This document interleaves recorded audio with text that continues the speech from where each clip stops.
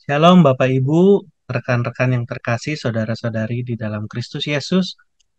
Pada hari ini kita akan merenungkan sebagian dari firman Tuhan dalam renungan singkat. Mari kita bersama-sama bersatu di dalam doa. Bapa kami yang di surga, dikuduskanlah namamu, bertahtalah di dalam hidup kami, bertahtalah di dalam hati kami. Kami mau membuka hati dan pikiran kami Tuhan, agar Tuhan bentuk dan Tuhan terus perbarui. Roh Kudus, tolonglah kami agar setiap renungan yang firman Tuhan yang kami dengar itu boleh menjadi pesan khusus bagi kami untuk kami lakukan, kami mengerti, dan kami kerjakan agar nama Tuhan dipermuliakan. Berbicara Tuhan melalui perenungan hari ini, kami siap mendengar di dalam nama Tuhan Yesus, kami berdoa. Amin. Bapak dan Ibu, renungan singkat pada hari ini berjudul Kesatuan Jemaat dalam Melayani. Mengapa kesatuan jemaat dalam melayani ini menjadi penting? Saya mau mengajak kita membayangkan bagaimana jadinya kalau misalnya ada jemaat atau ada gereja atau ada sekumpulan komunitas orang percaya yang di dalamnya itu ada perpecahan, ada saling benci, tidak suka satu sama lain, atau ada saling iri hati dan dengki sehingga akhirnya yang tadinya bersatu sekarang tidak lagi bersama-sama, tidak lagi bersatu tapi masing-masing pecah. Mungkin gambaran ini adalah hal yang pernah kita alami atau sedang kita lihat atau bisa kita bayangkan bahwa kalau tidak ada kesatuan dalam jemaat, dalam melayani dimanapun Tuhan tempatkan, tentu itu tidak memberikan satu pesan yang khusus tentang kemuliaan nama Tuhan di dalam cinta kasih Tuhan dalam komunitas jemaat tersebut. Nah, mengapa kesatuan jemaat dalam melayani penting? Saya merenungkan bahwa ada satu pesan dari Tuhan Yesus sebelum Tuhan Yesus masuk ke Taman Getsemani dan ada dalam pergumulannya menuju jalan salib ke Bukit Golgota di Yohanes 17 ayat 20 sampai 23 dinyatakan Yesus berdoa untuk murid-murid dan orang yang percaya kepada Tuhan.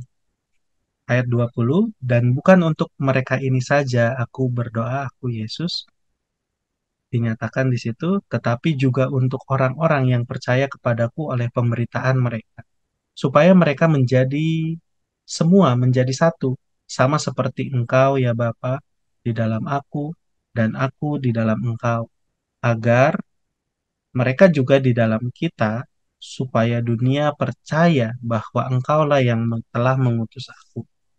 Dan aku telah memberikan kepada mereka kemuliaan yang engkau berikan kepada, supaya mereka menjadi satu, sama seperti kita adalah satu. Aku di dalam mereka dan engkau di dalam aku, supaya mereka sempurna menjadi satu, agar dunia tahu bahwa engkau yang telah mengutus aku, dan bahwa engkau mengasihi mereka sama seperti engkau mengasihi aku. Di sini dalam doa Yesus dinyatakan di ayat yang 21, supaya mereka semua menjadi satu. Siapa mereka? Setiap kalau kita lihat dari ayat pertama berdoa untuk para murid, para pengikut, lalu di ayat 20 dinyatakan orang-orang yang percaya kepada Yesus oleh pemberitaan para murid-murid di masa Yesus hidup sampai sekarang. Artinya kita semua, supaya kita semua menjadi satu, sama seperti engkau ya Bapa di dalam aku dan aku di dalam engkau. Agar apa?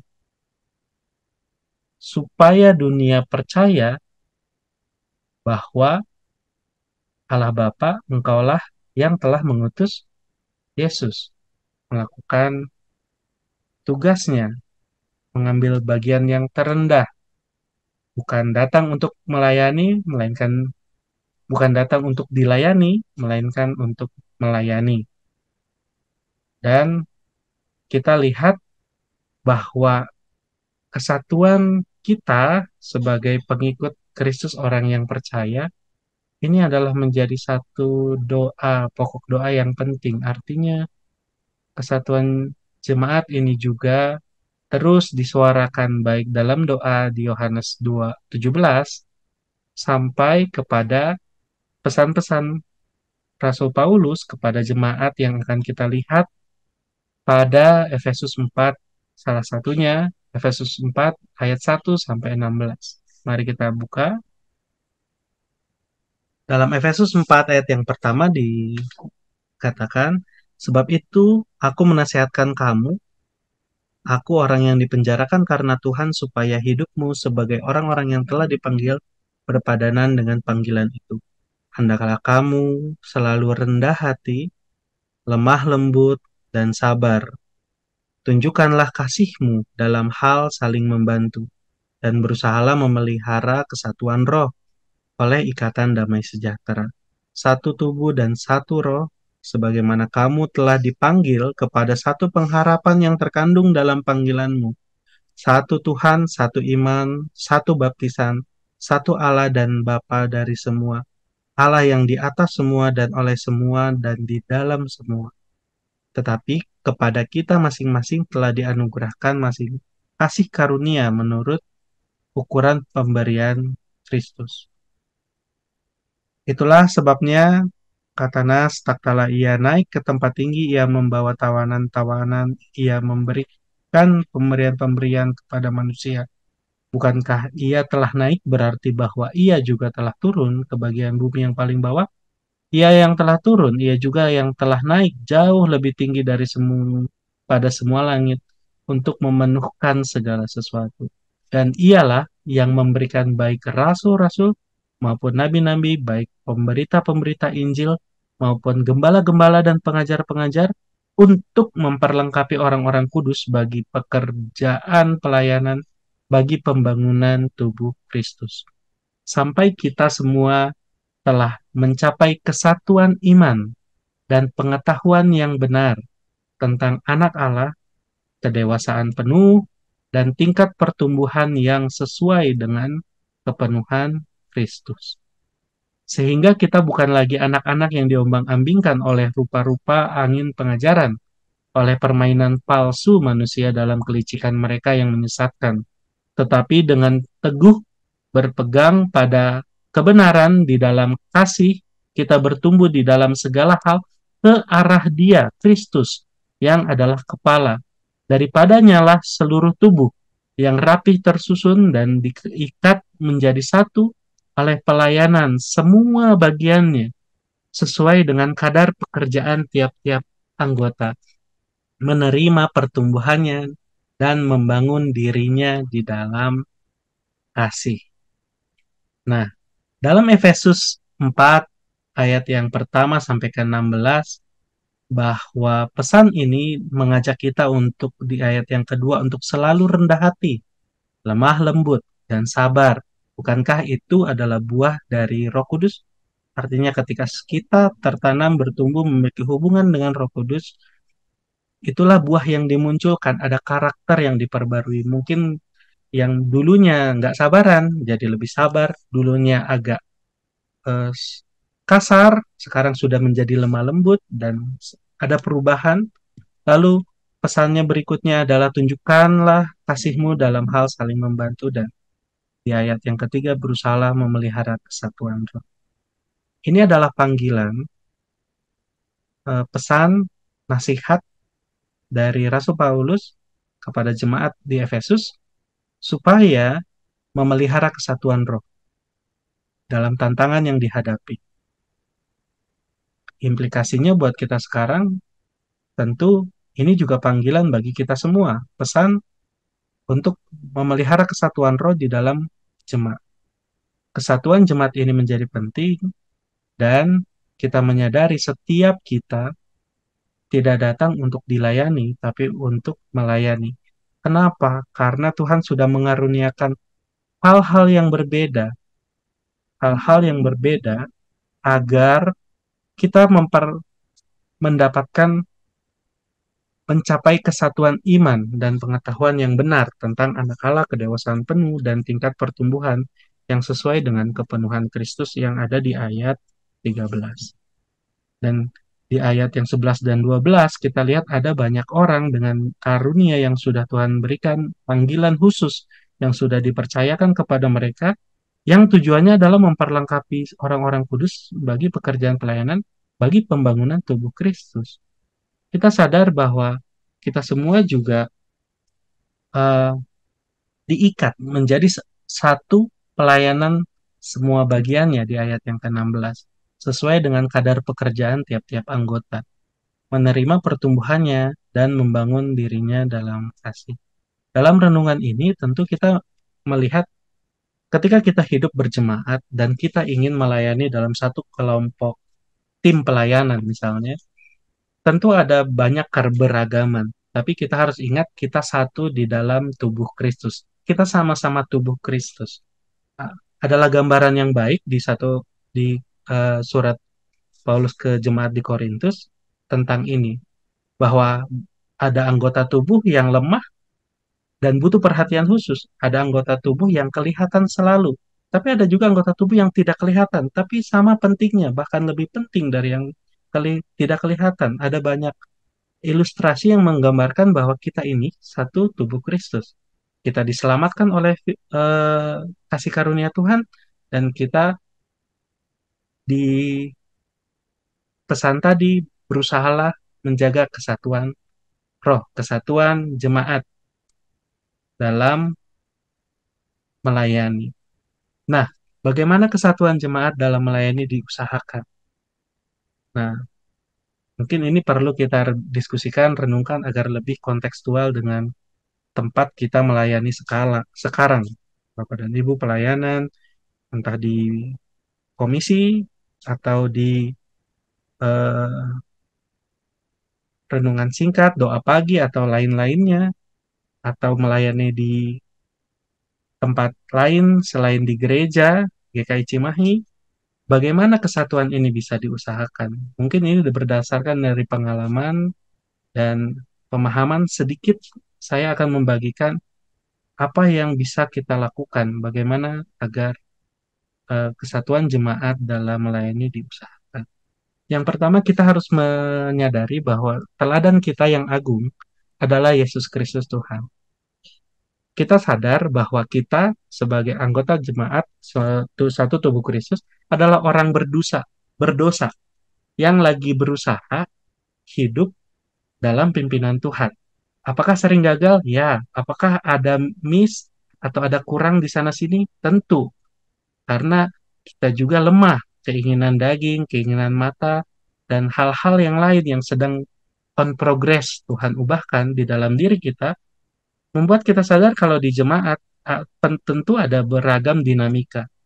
Mungkin ada orang yang bisa, yang tadinya kita ikutin gaya hidupnya, lalu pengajarannya, lalu di satu dua kasus eh, ternyata tidak memberi kesaksian yang baik. Bisa saja respon orang adalah menjadi kecewa. Ah, ternyata orang Kristen begitu. Oh, ternyata pemimpinnya aja begitu. Tapi kita harus sadar bahwa kita semua manusia. Manusia itu ya lemah, berdosa. Walaupun sudah disucikan dan dikuduskan, kita lagi sedang on progress, gitu ya. Sedang menjadi serupa dengan Kristus, lagi belajar untuk dipimpin setiap hari. Sehingga menjadi penting bahwa kita mengingat teladan kita yang agung adalah Yesus Kristus tuh. Yesus Kristus di dalam kitab Injil kita bisa renungkan bagaimana dia ditolak di kampung halamannya, bagaimana dia dikhianati oleh muridnya sendiri, bagaimana dia memimpin orang kepada kebenaran, bagaimana dia ditolak, bagaimana dia dihina, bahkan pada jalan penderitaan menuju salib. Kita lihat apa respon Yesus pada saat itu. Itulah yang boleh kiranya terus menggetarkan hati kita bahwa kita belajar satuan jemaat ya dalam pelayanan yang sudah Tuhan percayakan. Yang satu, kita arahkan hati dan pikiran kita kepada teladan kita yang agung, yaitu Yesus Kristus Tuhan. Yang kedua adalah kita membuka hati untuk Tuhan bentuk seperti yang Dia mau. Membuka hati ini penting. Firman Tuhan dinyatakan di Matius 7 pada pesan terakhir khotbah di bukit. Itu Tuhan memberikan ilustrasi tentang dua fondasi rumah. Satu di fondasi yang kuat dan satu lagi di fondasi pasir yang ketika ada hujan besar hancur rumahnya karena fondasinya tidak kuat. Saat itu ilustrasi itu menggambarkan bahwa bukan tentang seberapa banyak firman Tuhan yang kita dengar, tapi yang kita lakukan, itulah yang menjadi lebih penting. Mari kita membuka hati kalau ada hal-hal yang Tuhan berbicara melalui pujian, lagu, lalu renungan singkat, ada pembacaan firman, dan lain-lainnya dari kejadian-kejadian sehari-hari.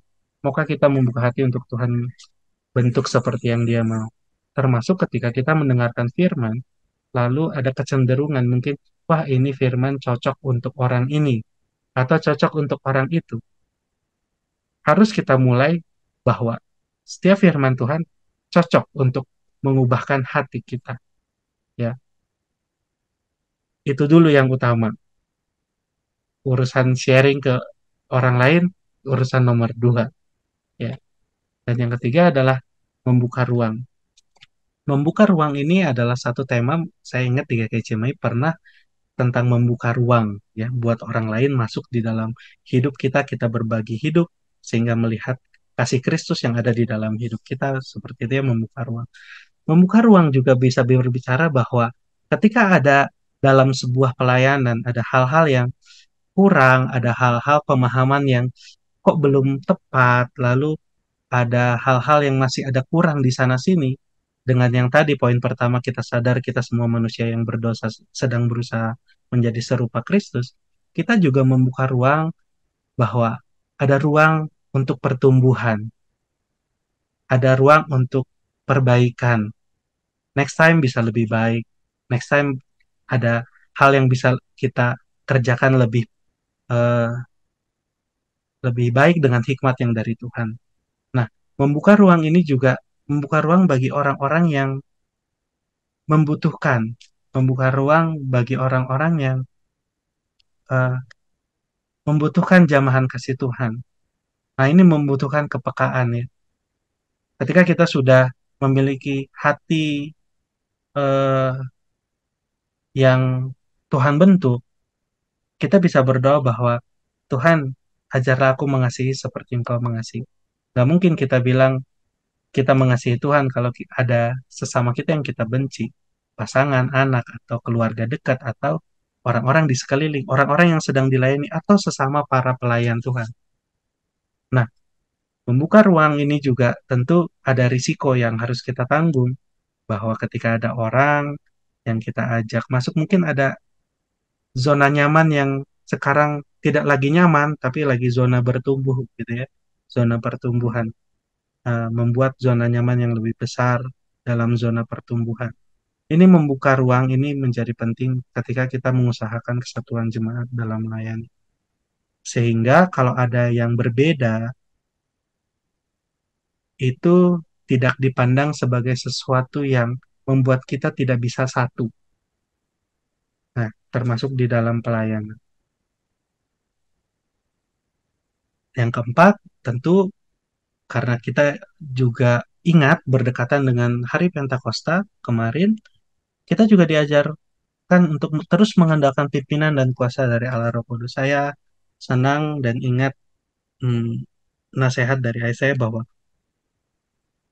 kita tidak bisa dan tidak bertanggung jawab untuk mengubah orang lain, karena itu di luar kendali kita. Kita bertanggung jawab untuk merubah diri kita sendiri. Hanya Roh Kudus yang bisa mengubahkan hati orang. Hanya Roh Kudus yang bisa bekerja dengan caranya yang ajaib, bisa memberikan perubahan, baik dari pembaruan akal budi atau hati yang terbuka untuk Tuhan bentuk, atau lain-lainnya. Ada banyak hal yang nggak bisa kita kendalikan, termasuk mengendalikan orang lain. Itu yang paling utama. Dalam kesatuan jemaat, dalam hal ini kita harus sadar bahwa kita perlu pimpinan dan kuasa dari Allah Roh Kudus setiap hari.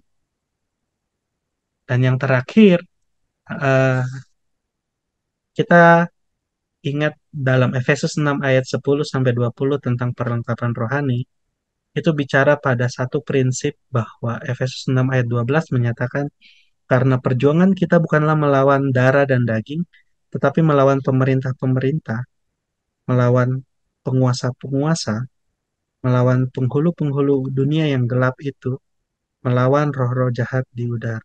Siapa yang paling senang ketika jemaat umat Tuhan tidak bersatu? Tentu bukan Tuhan Yesus, tapi tentu si jahat yang tidak ingin bersatu. Kenapa? Karena kalau bersatu, kuasa Tuhan dinyatakan. Kenapa? Kalau bersatu, ada kemuliaan Tuhan dinyatakan. Dunia bisa jadi tahu Yesus Kristus Tuhan adalah utusan dari Allah Bapa dan Allah itu sendiri. Nah, hal-hal yang seperti ini kita sadar bahwa ketika ada kecenderungan untuk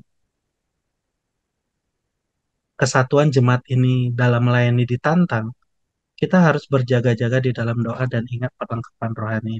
Ini mungkin terakhir gambar yang bisa menjadikan ilustrasi bahwa eh, topeng keselamatan gitu ya, lalu ada kebenaran, ada iman, ada pedang roh, ada kebenaran dan feet of peace. Ketika kita merenungkan di Efesus 6 ayat 1 sampai 20, nanti kita akan menemukan bahwa ya, kita harus berjaga-jaga, doa, perlengkapan rohani harus tetap. Agar apa? Agar kita bisa eh, bertahan ketika ada pencobaan atau ada serangan dari si jahat yang merusak kesatuan jemaat, khususnya di dalam pelayanan. Ketika kita berjalan bersama Tuhan, tentu kita perlu berjaga-jaga di dalam doa. Kalau perlu ambil waktu untuk berpuasa, menahan diri. Kalau perlu kita ambil waktu untuk eh, bersaat teduh, baik pribadi, keluarga, maupun dalam kelompok komunitas yang kita layani. Kenapa? Karena kita perlu selalu mengandalkan pertolongan dari Tuhan. Nah, kiranya firman Tuhan, renungan singkat pada hari ini, boleh memberkati kita. Kita sadar kesatuan jemaat dalam melayani itu menjadi penting. Yesus Kristus Tuhan memanggil kita untuk menyangkal diri, memikul salib, dan mengikut Dia setiap hari. Yesus memanggil kita untuk mengikut Dia. Kalau Yesus datang untuk melayani orang yang berdosa, bukankah kita, pengikutnya, harusnya melakukan hal yang sama? Sebagai pengikut, kita dianugerahkan beragam karunia untuk saling membantu dalam panggilan pelayanan kita. Dan kiranya Roh Kudus menolong kita untuk berusaha menjaga kesatuan ini. Semua untuk kemuliaan nama Tuhan. Mari kita sama-sama tutup di dalam doa. Terima kasih Tuhan Yesus, Engkau baik, Engkau memperlengkapi kami, Engkau telah menyucikan, menguduskan kami dari segala dosa dan masa lalu. Kami yang berhadapan dengan drama atau trauma di masa lalu, kami boleh pulih di dalam Engkau dan memiliki hidup yang baru. Bahkan teristimewa bagi setiap kami yang telah dipanggil eh, untuk melayani jemaat-Mu. Apapun bagian kami, terlihat atau tidak terlihat oleh jemaat atau orang banyak, tapi kami boleh mengerti dan mengembangkan karunia yang sudah Tuhan berikan untuk melayani jemaat-Mu dengan sungguh-sungguh. Tolonglah kami Tuhan, berikanlah kami kesatuan jemaat dalam melayani, khususnya di gereja kami di GKI Cimahi. Kami terus mengucapkan berkat bagi setiap pendeta, setiap pelayan, pengerja, dan setiap orang yang terlibat untuk terus mengerjakan pembangunan tubuh Kristus dengan porsi talenta dan kepercayaan yang kami miliki masing-masing. Tolonglah kami Tuhan, tolonglah kami sebagai satu jemaat-Mu agar terus bersatu, melayani dan mengasihi Tuhan. Dan kiranya agar dunia tahu bahwa Yesus Kristus adalah Tuhan dan Dia bertahta, Dia hidup, dan Dia terus menyertai kami, orang yang percaya kepadamu sampai saat ini, bahkan sampai pada akhir zaman. Terima kasih Tuhan untuk renungan pada malam hari ini. Di dalam nama Tuhan Yesus kami berdoa. Amin. Tuhan Yesus memberkati.